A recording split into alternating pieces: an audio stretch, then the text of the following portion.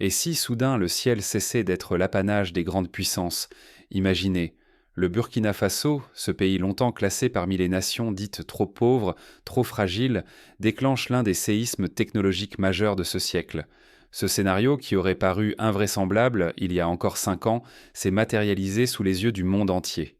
Nous sommes le 22 novembre 2025. Tandis que la planète a les yeux rivés ailleurs, un événement sans précédent se prépare dans la capitale burkinabé, Ouagadougou. Le satellite BF-01 s'arrache à la terre africaine. Dans la salle de contrôle, le président Ibrahim Traoré, entouré de jeunes ingénieurs burkinabés, observe la scène, le visage fermé mais empreint de la gravité de ceux qui savent que tout peut basculer à cet instant précis. Il n'y a ni discours tonitruant, ni drapeau brandi à la va-vite, ni musique solennelle. Juste la tension, la sueur et la conscience aiguë que ce moment, unique dans l'histoire du pays, redessine déjà l'avenir. Ce n'est pas un simple exploit symbolique, ni une opération de communication.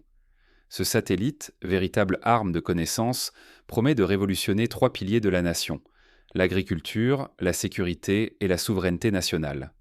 Relié au vaste réseau spatial international, il offre au Burkina Faso la capacité de surveiller ses frontières, d'anticiper les sécheresses et de défendre des millions d'hectares de terres nourricières. Pour la première fois, le pays s'émancipe de la dépendance à l'égard des puissances qui, jusque-là, détenaient pas le monopole de l'observation et de la gestion des données stratégiques. Mais derrière la réussite technique se cache un enjeu bien plus grand: la réputation même d'un pays, la confiance collective, la possibilité de réinventer son destin. Entre doutes persistants, regards condescendants venus de l'étranger et espoirs brûlants, ce sont des millions de Burkinabés qui se retrouvent à la croisée des chemins. La fierté de ce lancement n'efface pas l'immense responsabilité qui pèse sur chaque habitant. Prouver que le progrès, la compétence et l'innovation ne sont pas réservés à quelques-uns. Comment une nation que l'on disait condamnée à regarder passer les trains de l'histoire a-t-elle bouleversé l'ordre établi? Par quelle force, quelle volonté collective, quel chemin secret a-t-elle forcé la porte du cercle très fermé des puissances spatiales, là où tant de géants échouent encore? Pour comprendre ce saut vertigineux, il faut remonter le fil d'une ambition patiemment construite dans l'ombre. Tout commence bien avant l'annonce officielle, loin des projecteurs internationaux. Le Burkina Faso, longtemps confiné aux marges du progrès mondial, décide de bousculer l'ordre établi. Ce choix n'est pas anodin. Il s'agit d'un pari risqué, d'un acte de résistance face à des décennies d'assignation à la dépendance.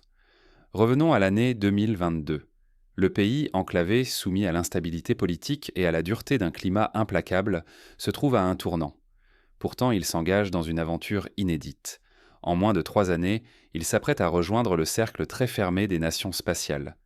L'enjeu est immense: s'emparer de son propre destin, rompre une dépendance ancienne envers les puissances étrangères et ouvrir la voie à un progrès endogène. Tout commence par la volonté inébranlable d'un homme, le président Ibrahim Traoré. Au tout début de l'année 2022, il lance officiellement le programme spatial national. L'objectif affiché est limpide: libérer le pays de la tutelle des données agricoles, météorologiques et sécuritaires longtemps monopolisées par d'autres. Ce projet n'est pas seulement technique, il est profondément politique, presque existentiel. La somme mobilisée est à l'échelle du défi: 52 millions de dollars, soit l'équivalent du budget annuel de plusieurs ministères réunis. Cette enveloppe provient à la fois de ressources internes et d'alliances africaines stratégiques, notamment avec le Rwanda et l'Éthiopie. Ces 2 pays, eux-mêmes pionniers en matière spatiale sur le continent, apportent non seulement une expertise, mais aussi une légitimité régionale. Ce pari financier repose sur une conviction profonde: sans souveraineté sur la donnée, il n'y a pas d'indépendance véritable.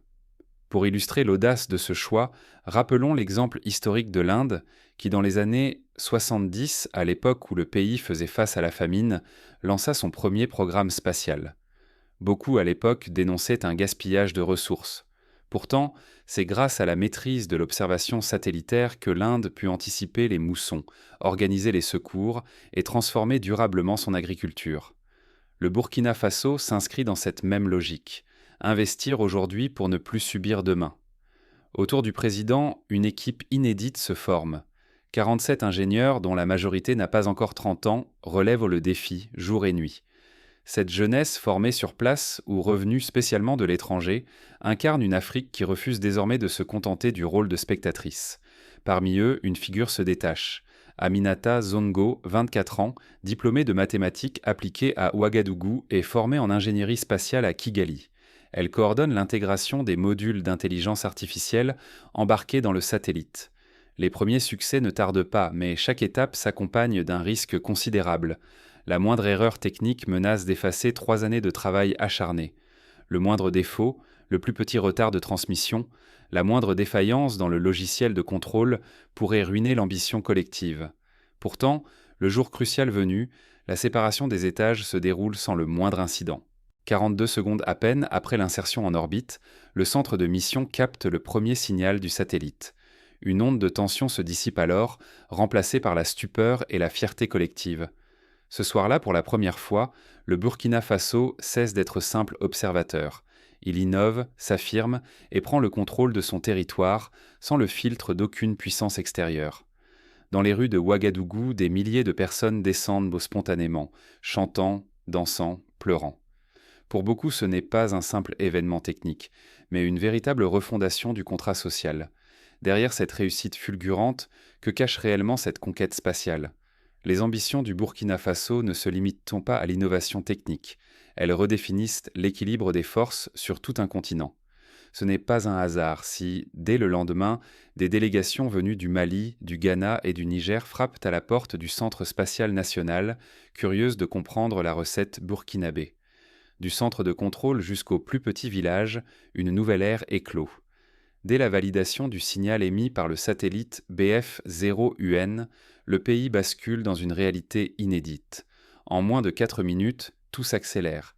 Cartographie instantanée des terres agricoles, prévision fine des pluies, détection immédiate des feux de brousse et des risques naturels. L'agriculture, longtemps soumise à l'imprévisible, entre brutalement dans l'ère de la précision absolue. Prenons l'exemple d'un village du Gourma. Jusqu'alors, les agriculteurs seméant à l'aveugle, priant pour que la pluie vienne à temps. Grâce aux satellites, chaque chef de culture reçoit désormais des rapports détaillés sur l'humidité du sol, la météo des 10 prochains jours, les risques d'invasion de criquets.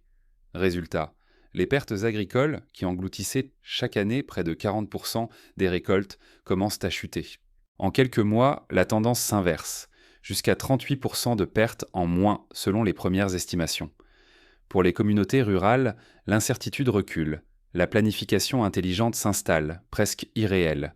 L'impact est aussi palpable dans d'autres secteurs. À la frontière, le satellite repère les moindres mouvements suspects et transmet l'alerte au centre de commandement. Les interventions militaires gagnent en rapidité, la coordination atteint un nouveau seuil. Pour la première fois depuis des décennies, la donnée spatiale devient une arme, et le sentiment de sécurité renaît. Cette capacité de détection en temps réel rappelle la révolution qu'a connue Israël dans les années 80 lorsqu'il a mis en orbite ses premiers satellites de surveillance. Cela a changé la donne stratégique dans toute la région. Le Burkina Faso s'offre à son tour une assurance jusque-là inaccessible. Ce progrès bouleverse aussi l'imaginaire collectif. Dans les écoles et sur les réseaux sociaux, une fierté nouvelle se propage, surtout chez les jeunes. Là où dominaient la résignation et la méfiance, l'ambition et la confiance s'enracinent.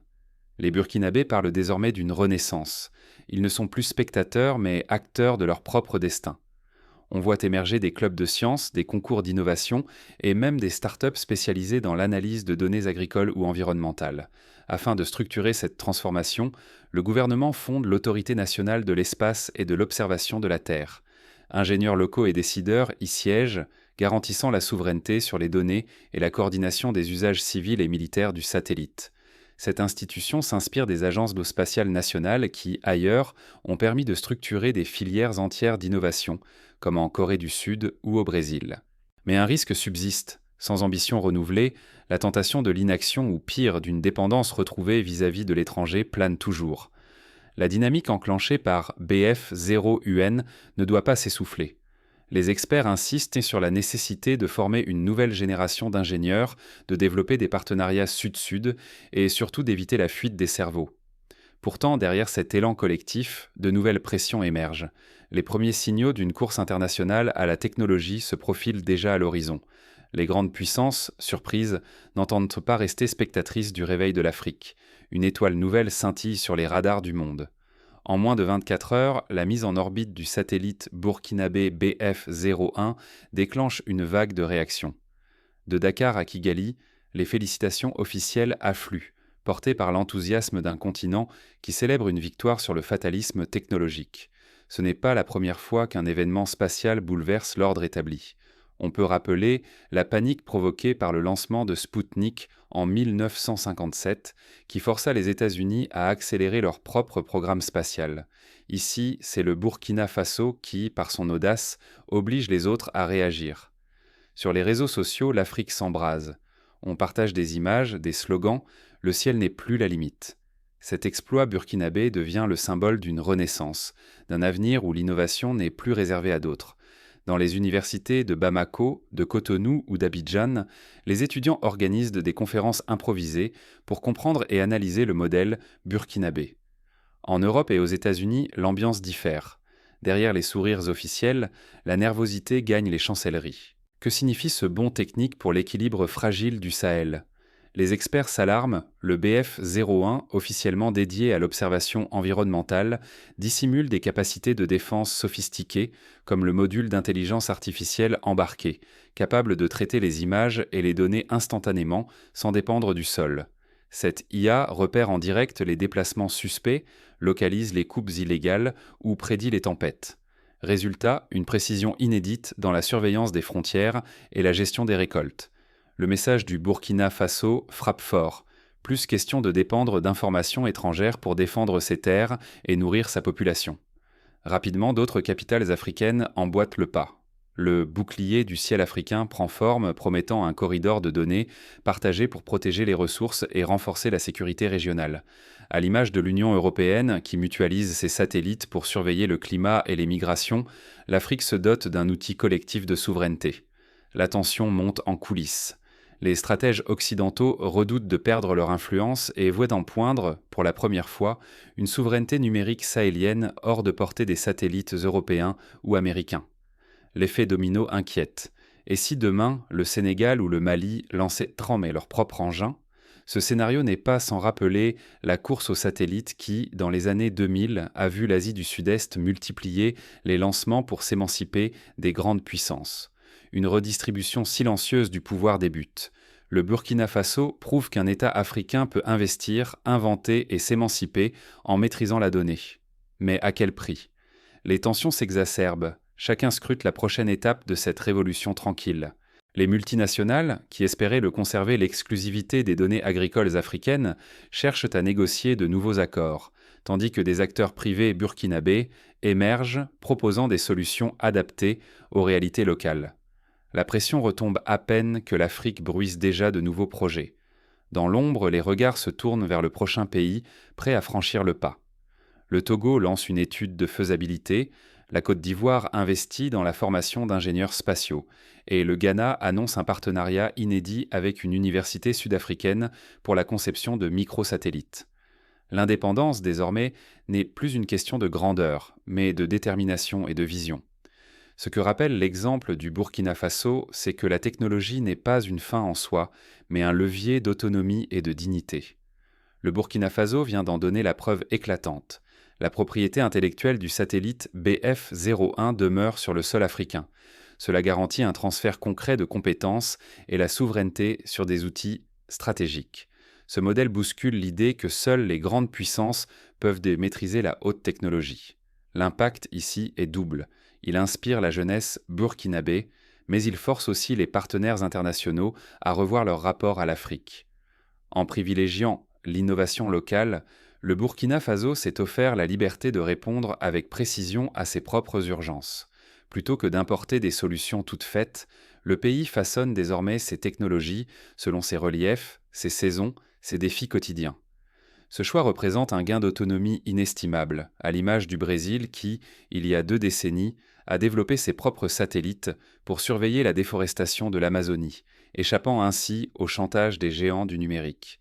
Mais l'essentiel réside dans l'élan de la jeunesse burkinabé. Les ingénieurs, pour la plupart âgés de moins de 30 ans, se sont formés sur place, ont collaboré et démontré que l'excellence scientifique n'a ni frontières ni plafond de moyens. Leur réussite insuffle à toute une génération l'ambition de s'emparer des métiers d'avenir, d'oser rêver grand.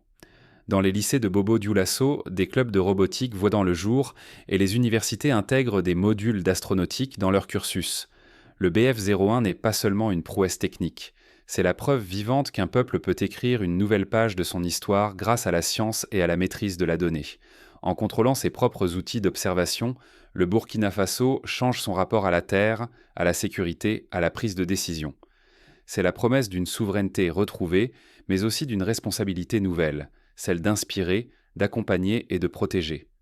Déjà, ce modèle rayonne au-delà des frontières.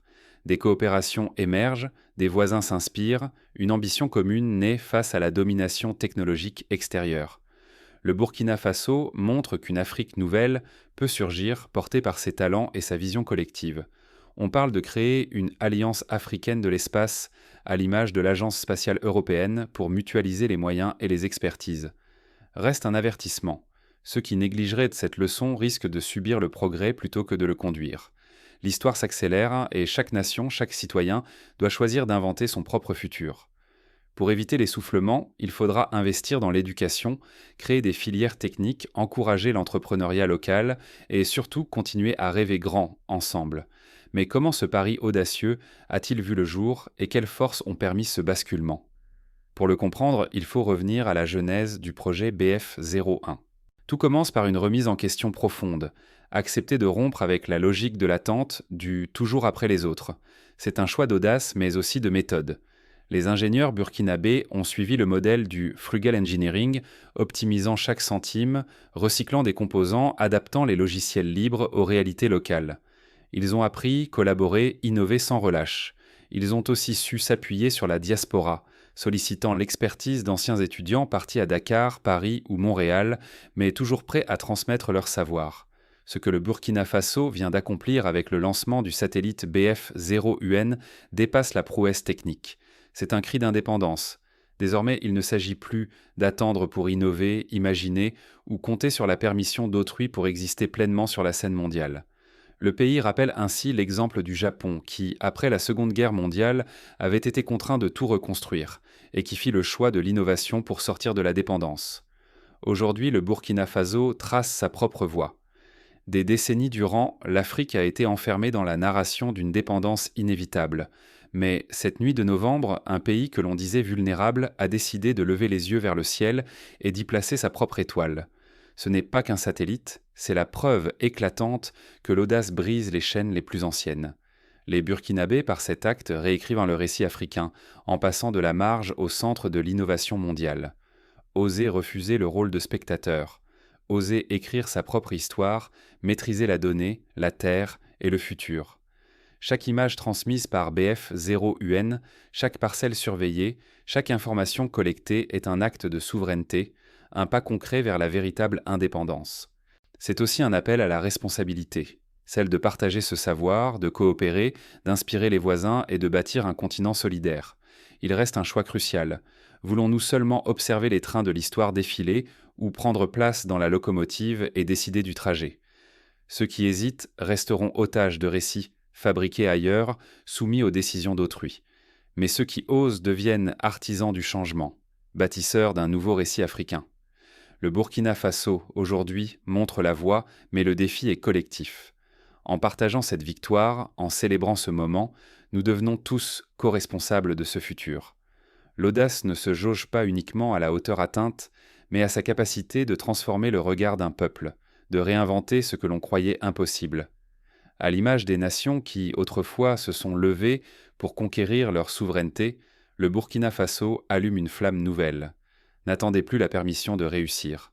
Repoussez les limites, innovez, inspirez autour de vous et faites circuler ce nouveau récit africain. Un récit où le courage et la maîtrise de l'information forgent la véritable indépendance. Multipliez les initiatives, créez des laboratoires, échangez les expériences et surtout croyez en votre capacité à changer le monde. Le jour où le Burkina Faso a touché les étoiles, le monde a changé de visage. C'est un acte fondateur, mais ce n'est qu'un début. Qui aura le cran d'élever la voix et d'emmener ce mouvement encore plus loin? L'histoire est en marche, et chacun, aujourd'hui, peut choisir d'en être l'auteur.